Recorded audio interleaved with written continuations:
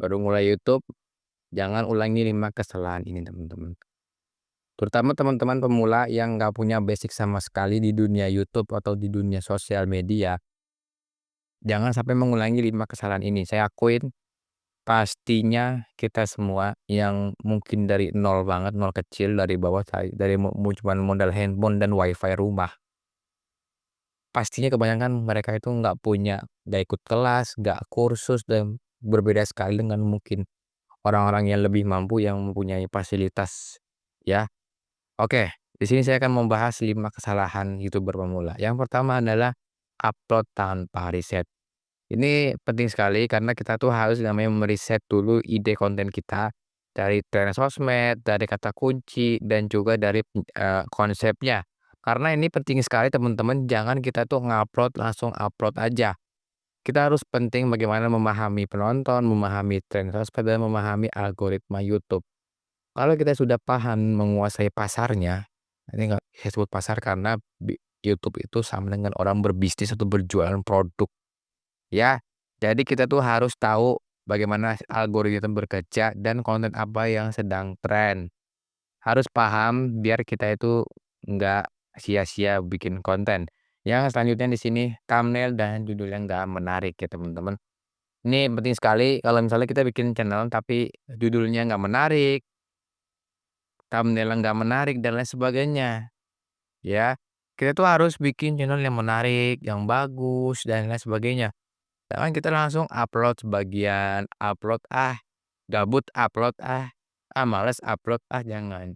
Harus diniatkan dalam hati, diniatkan, "Oh, gua mau konten nih," niat. "Oh, gua mau sukses nih di dunia YouTube," niat. Jadi segala sesuatu tuh harus diniatkan dan ditumbuhkan di mindset kita, teman-teman. Jangan kita langsung upload, bentar-bentar upload tapi nggak serius, dan penonton pun bakal, "Apa sih ini orang, kayak nyepam aja," pasti itu pemikirannya. Oke, yang ketiga yaitu gonta-ganti tema atau konten gado-gado. Ini saya berikan sesuatu, konten gado-gado itu atau konten yang asal-asalan atau konten campuran itu jangan ya, teman-teman. Karena itu mempengaruhi daripada perkembangan channel YouTube-nya. Nah, ini harus dijadikan sebagai acuan karena kebanyakan orang kemakan thumbnail. Channel YouTube konten campuran ngasilin 50 juta per bulan, atau channel YouTube gado-gado sebulan bisa ngasilin 20 juta kerja cuman di rumah. Enggak, itu salah, teman-teman. Dia pasti ada caranya, ada ilmunya, jadi jangan kemakan thumbnail ya. Jadi teman-teman tuh harus riset, gimana sih cara menentukan orang yang tepat. Nah, teman-teman dengan subscribe channel ini, pastinya teman-teman nggak bakal kecewa, dan saya yang bagikan di sini itu edukasi semua, teman-teman. Isinya daging, ini berdasarkan riset saya sendiri. Jadi teman-teman nggak bakal kecewa dan nggak usah kecewa nih, "Oh, ini edukasinya bohong nih, oh skeptis nih," jangan. Jadi teman-teman harus buat channel itu satu nice, satu konten. Apa, masak? Ya udah bahas masak, gitu teman-teman ya.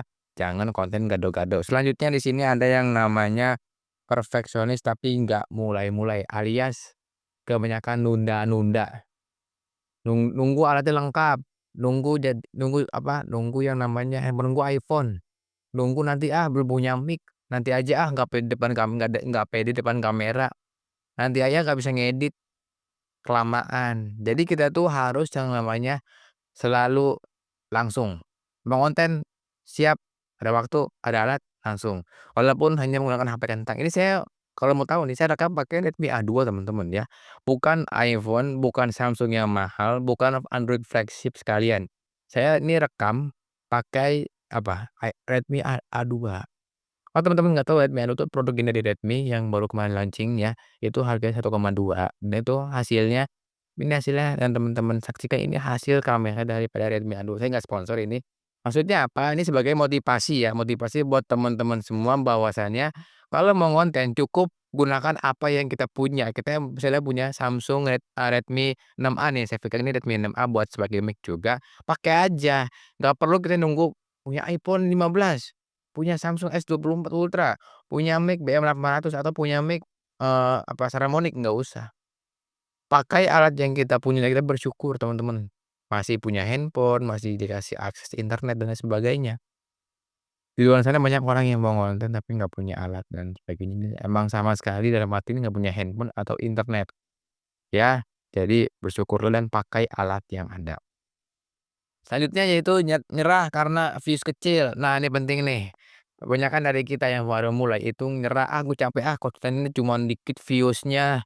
Kok si A channelnya subscriber dikit tapi meledak views-nya. Oh, ini nih cuman sehari bisa dapat 3 juta view." Enggak, itu semuanya salah berpikir. Kita nggak lihat dia bagaimana perjuangannya, belajarnya, meluangkan waktu buat ngedit, buat bikin konten dan lain sebagainya. Teman-teman jangan menilai orang seperti itu, kita nggak tahu perjuangannya seperti apa, dan lain sebagainya. Tugas kita adalah fokus kembangkan channel, bagus bangun personal branding, dan fokuslah yang namanya itu belajar. Karena belajar itu seumur hidup ya teman-teman, jangan belajar satu video udah nggak belajar lagi. Karena algo YouTube selalu berubah, teman-teman wajib dipelajarin. Itu ilmu yang saya sampaikan. Ini ilmu, teman-teman subscribe ini nggak bakal rugi, saya jamin, karena yang saya bagikan di sini semuanya ilmu dan menjadi YouTuber pemula. Dan di sini kita bakal sukses bareng-bareng. Cukup sekian dan terima kasih.